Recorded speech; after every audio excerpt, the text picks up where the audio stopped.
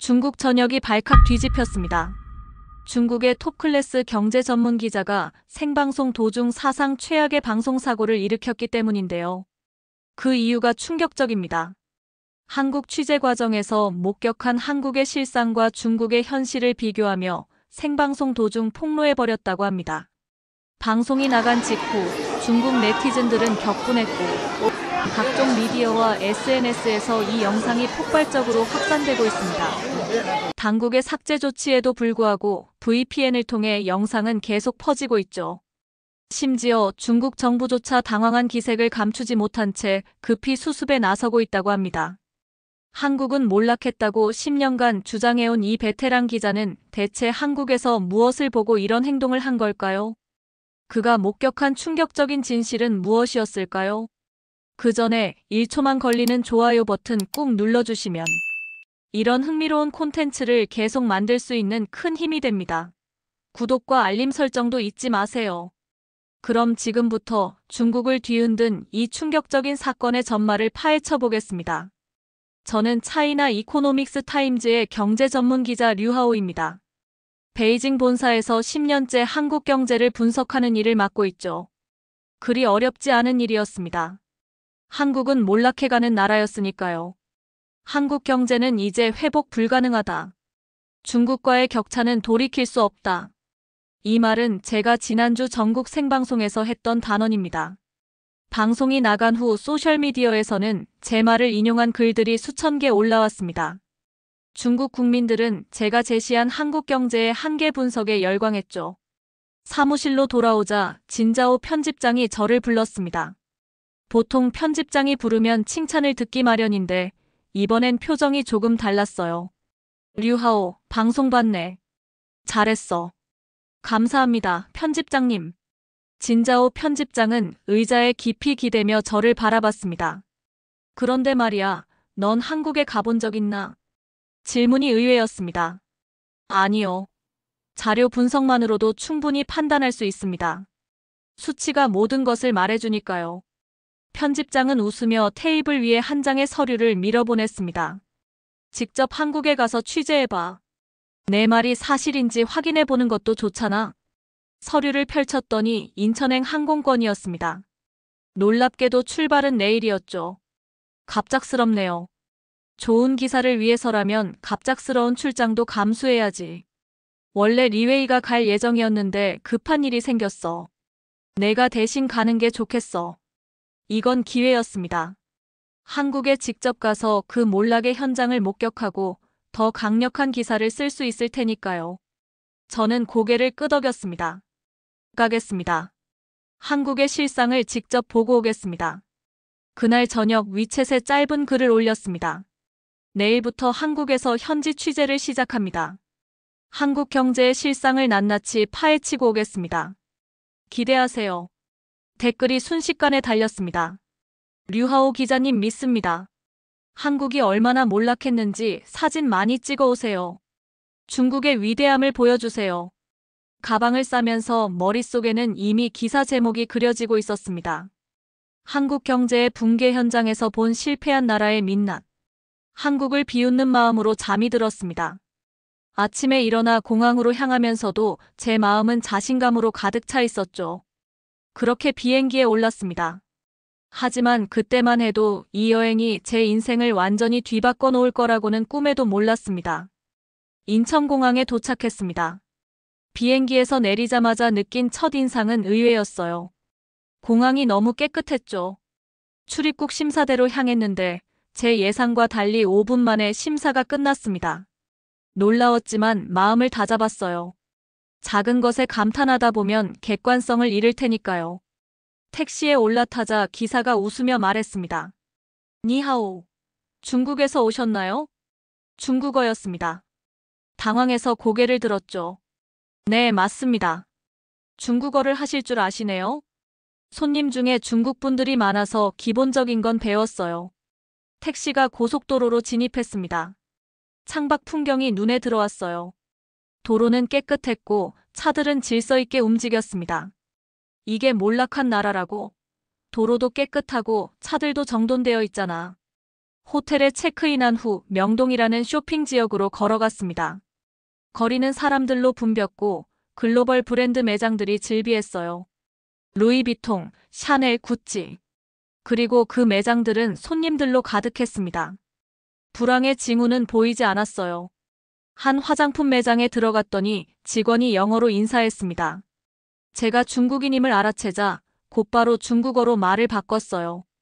매장을 나오면서 머릿속이 복잡해졌습니다. 중국어, 영어를 자유롭게 구사하는 직원들. 활기찬 소비 문화. 질서 있는 도시 풍경. 이런 모습은 제가 기대했던 몰락한 나라의 모습과는 거리가 멀었죠. 저녁을 위해 찾은 한식당은 고급스러웠고 손님들로 가득했습니다. 대부분 비즈니스맨처럼 보이는 사람들이었어요. 침체된 분위기는 전혀 느껴지지 않았습니다. 호텔로 돌아오는 길, 제 마음은 혼란스러웠어요. 하루 만에 결론을 내리긴 이르지만 첫날부터 모든 것이 예상과 달랐습니다. 내일부터 본격적인 취재를 시작해야겠다. 분명 한국 경제의 약점을 찾을 수 있을 거야. 그렇게 다짐하며 첫날을 마무리했습니다.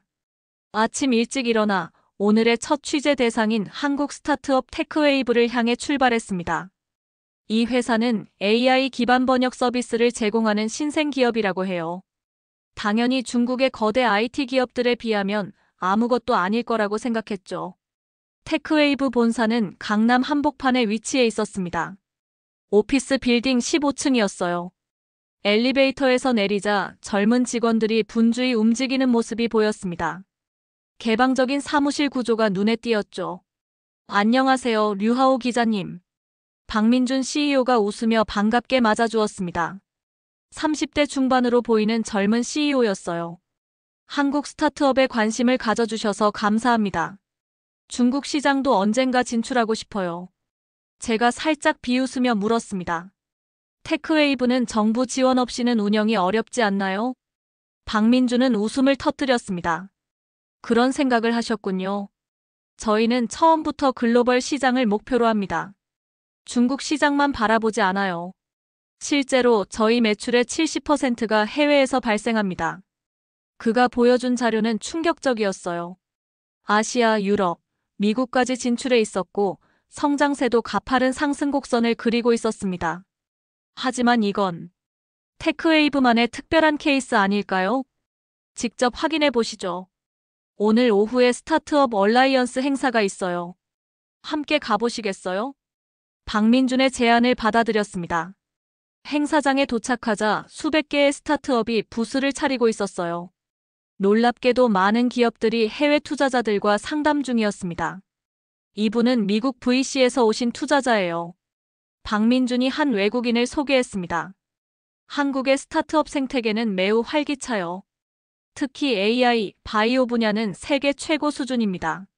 미국인 투자자의 말이 귓가에 맴돌았어요. 이런 평가는 제가 알고 있던 한국의 이미지와 전혀 달랐습니다. 행사 후 박민준과 저녁 식사를 하면서 솔직한 질문을 던졌어요. 실제로 한국 스타트업들이 이렇게 잘 나가나요? 아니면 오늘 운 좋게 성공적인 기업들만 본 건가요? 박민준은 진지하게 대답했습니다. 물론 실패하는 스타트업도 많아요. 하지만 빠르게 실패하고 다시 도전하는 문화가 있습니다. 그리고 핵심은 처음부터 글로벌 시장을 목표로 한다는 거죠. 호텔로 돌아오는 길 혼란스러웠습니다. 오늘 만난 스타트업들의 자신감과 기술력은 분명 운으로만 설명할 수 없었어요. 한국이 몰락했다면 도대체 왜 이렇게 많은 기업이 성장하고 있는 거지? 그날 밤 취재 노트를 정리하면서 잠시 망설였습니다. 원래 계획했던 한국 스타트업의 한계라는 제목을 지우고 새로운 제목을 적었어요. 글로벌 시장을 품은 한국 스타트업들. 셋째 날 아침, 기대와 긴장이 섞인 마음으로 삼성전자 연구소를 향했습니다. 이곳이야말로 한국 경제의 허상을 파헤칠 수 있는 곳이라고 생각했어요. 지난 몇 년간 저는 삼성은 화웨이를 따라갈 수 없다는 제목의 기사를 여러 번 썼으니까요. 삼성 디지털시티의 정문에 도착하자 그 규모에 먼저 놀랐습니다. 마치 작은 도시 같았어요. 가이드로 나온 김 부장이 저를 반갑게 맞아주었습니다. 류하오 기자님, 환영합니다. 오늘 반나절 동안 저희 핵심 연구시설을 둘러보실 거예요. 입구에서 보안 검사를 마치고 방문증을 받았습니다. 김 부장이 웃으며 덧붙였어요. 사진 촬영은 금지입니다. 민감한 기술들이 많아서요. 첫 번째로 방문한 곳은 모바일 기술 전시관이었습니다. 접히는 스마트폰부터 롤러블 디스플레이까지 다양한 첨단 기기들이 전시되어 있었어요. 이건 아직 시장에 출시되지 않은 프로토타입입니다. 3년 후에나 만나보실 수 있을 거예요. 김 부장이 보여준 건 접히는 스마트폰을 넘어 여러 번 접히는 멀티폴드 디바이스였습니다. 솔직히 충격적이었어요. 중국에서도 보지 못한 기술이었습니다. 화웨이나 샤오미도 이런 기술을 개발 중 아닌가요? 김 부장은 미소를 지었습니다. 그들도 시도하고 있지만 디스플레이 내구성 문제를 해결하지 못했어요. 저희는 이미 10만 번 이상 접었다 펴도 문제없는 기술을 확보했습니다. 다음으로 반도체 연구동으로 이동했어요. 이곳에서 본 설비와 기술은 더 큰 충격이었습니다. 이것이 저희의 차세대 3나노 반도체 공정 모델입니다. 현재 이 기술을 보유한 기업은 세계에 2곳뿐이죠. 순간 숨이 막혔습니다. 중국이 몇 년째 따라잡으려 했던 기술이었으니까요. 중국의 반도체 굴기가 실패한 이유를 아십니까? 김 부장이 물었습니다. 저는 대답하지 못했어요. 김 부장이 이어서 설명했습니다. 기술은 단기간에 따라잡을 수 없어요. 저희는 30년 이상 축적한 노하우가 있습니다. 반도체 한 장을 만들기 위해 800개 이상의 공정을 거치는데 하나라도 실패하면 전체가 실패하죠. 연구소를 나오는 길 머릿속에는 하나의 의문이 계속 맴돌았습니다. 그동안 우리가 한국을 우습게 본 게 혹시 정부가 원하는 이미지 때문은 아닐까? 그날 밤 호텔방에서 취재 노트를 보며 골똘히 생각했습니다. 제가 그동안 쓴 기사들은 과연 현실이었을까요? 아니면 우리가 보고 싶은 현실이었을까요? 넷째 날 한국공영방송국 KBS를 방문했습니다. 로비에서 만난 박지민 경제부 기자는 저와 비슷한 나이의 여성이었어요. 그녀의 명함을 보니 경력이 10년 정도 되어 보였습니다. 류하오 기자님, 중국 언론에 대해 많이 들었어요. 오늘 이렇게 만나게 되어 반갑습니다. 인터뷰룸으로 이동하면서 박지민은 가벼운 대화를 이어갔습니다. 방송국 내부는 생각보다 소박했어요. 베이징 CCTV 본사의 화려함과는 달랐죠. 저는 한국 경제가 어려움을 겪고 있다고 들었는데 실제로는 그렇지 않아 보이네요. 제가 말했습니다. 박지민은 진지한 표정으로 대답했어요. 한국 경제에도 문제가 많습니다. 청년 실업, 부동산 가격, 저출산 문제. 매일 이런 주제로 뉴스를 만들죠. 그런 부정적인 내용도 방송하나요? 저도 모르게 놀라서 물었습니다. 당연하죠. 그게 저희 일이니까요. 한국 경제의 문제점을 지적하고 정부의 경제 정책을 비판하는 것도 언론의 역할입니다. 순간 제 가슴이 철렁했어요. 중국에서 정부 정책을 비판하는 뉴스를 만든다. 상상도 할 수 없는 일이었습니다. 그래도 정부에서 압력이 있지 않나요? 박지민이 웃었습니다. 물론 있죠. 하지만 저희는 편집권 독립을 위해 싸워요. 역대 정권마다 언론을 통제하려 했지만 그때마다 저항했고 지금의 자유를 지켜왔습니다. 인터뷰를 마치고 방송국 구내식당에서 점심을 먹으며 대화를 이어갔습니다. 박지민은 자연스럽게 최근 정부 정책의 문제점을 지적했어요. 그런 대화를 나누는 동안 주변을 의식하지도 않았습니다. 중국은 어때요? 언론의 자유가 있나요? 이 질문에 가슴이 답답해졌습니다. 솔직히 대답할 수 없었죠. 우리는 다른 방식으로 보도합니다. 국가 이익을 우선시하죠. 박지민의 눈빛이 변했습니다. 그녀는 제 답변에 담긴 의미를 정확히 이해한 것 같았어요. 힘들겠네요. 진실을 추구하는 기자로서.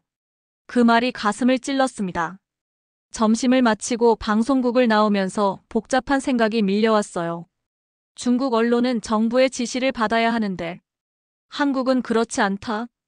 처음으로 중국의 보도 방식에 의문을 품기 시작했습니다.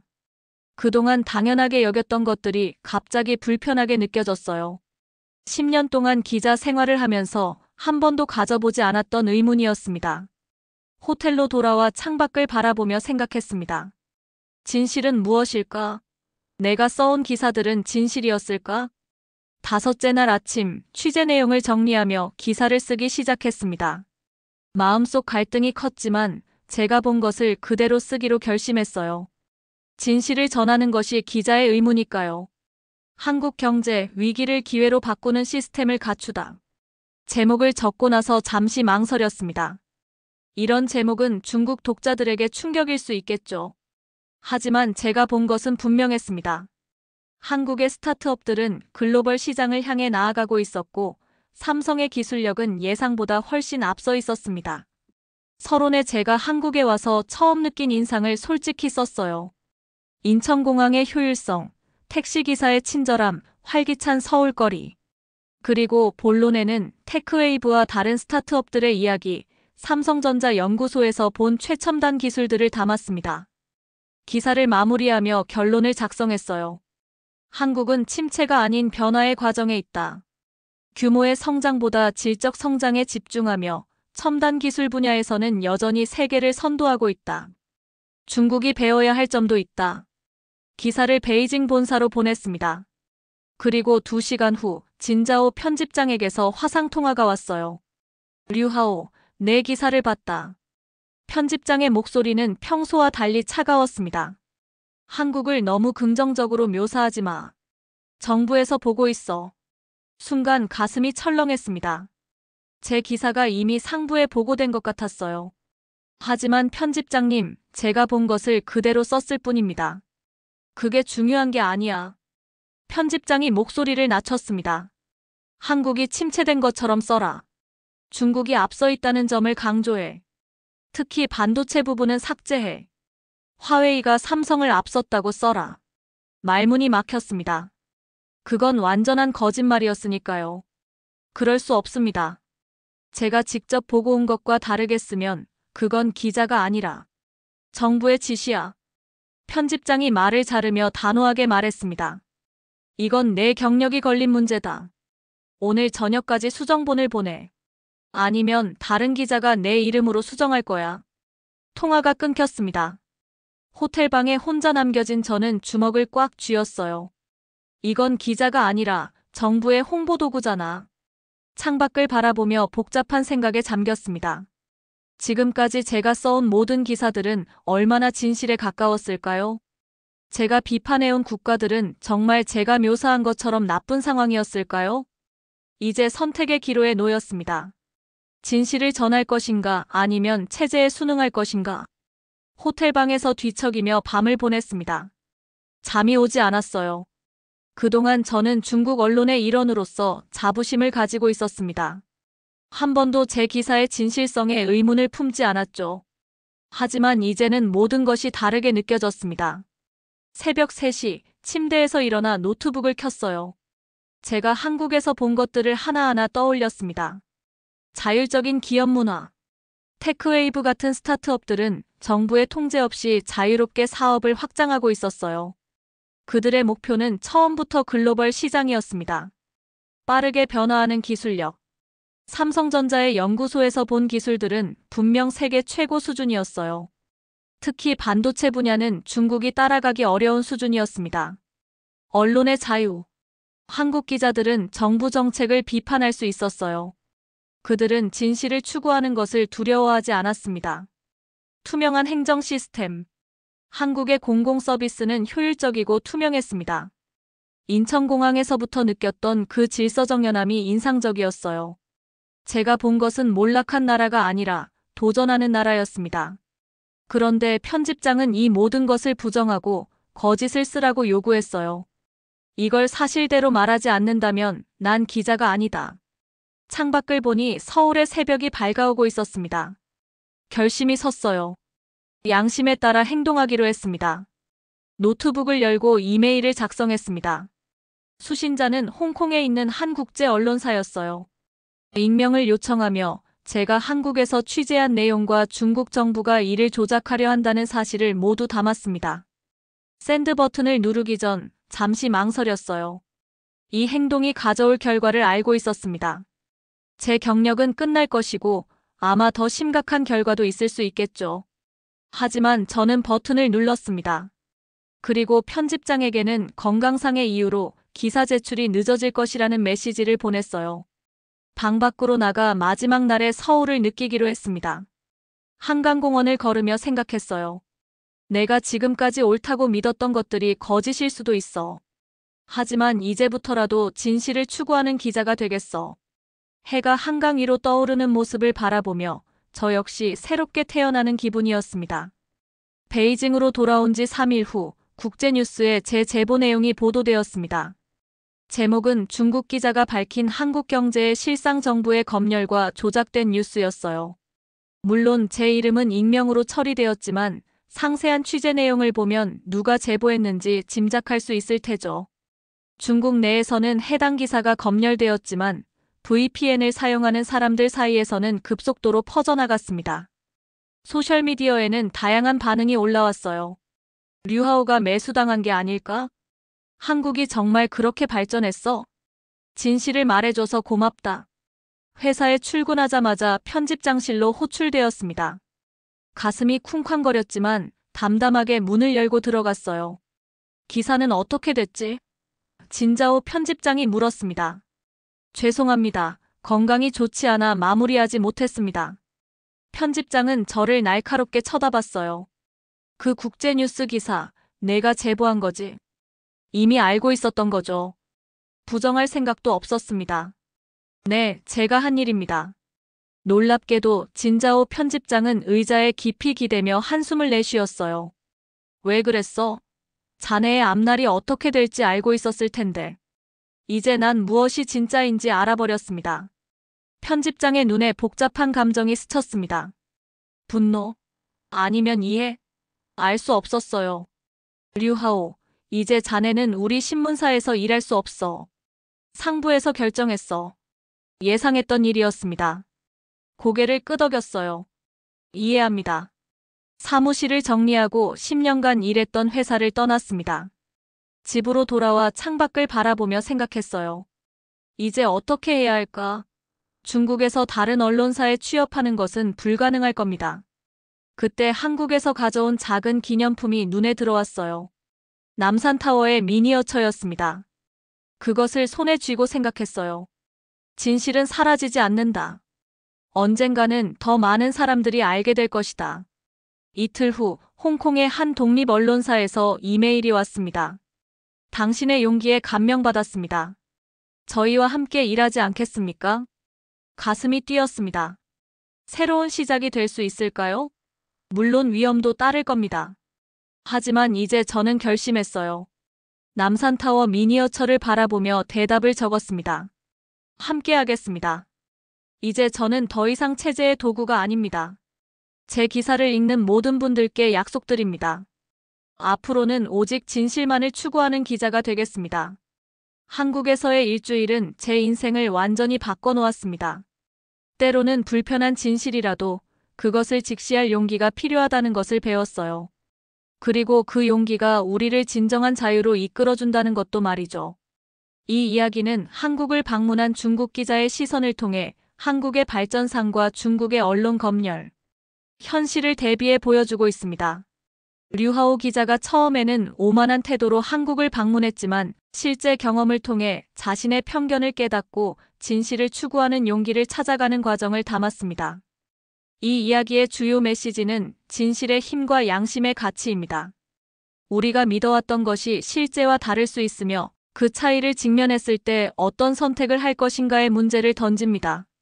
류하오는 자신의 경력과 안전을 희생하면서도 진실을 선택했고 그것이 그에게 진정한 자유를 가져다 주었습니다. 한국과 중국의 차이점을 기업 문화, 기술력, 언론 자유, 행정 시스템 등 다양한 측면에서 보여주며 한 사람의 내적 변화를 통해 더 큰 사회적 메시지를 전달하고 있습니다. 이 이야기를 통해 우리는 편견 없이 세상을 바라보는 열린 시각의 중요성과 어떤 상황에서도 진실과 양심을 지키는 용기의 가치를 다시 한번 생각해 볼 수 있을 것입니다. 오늘 사연은 여기까지입니다. 여러분들의 구독과 좋아요는 영상 제작에 큰 힘이 됩니다. 긴 영상 시청해 주셔서 감사합니다.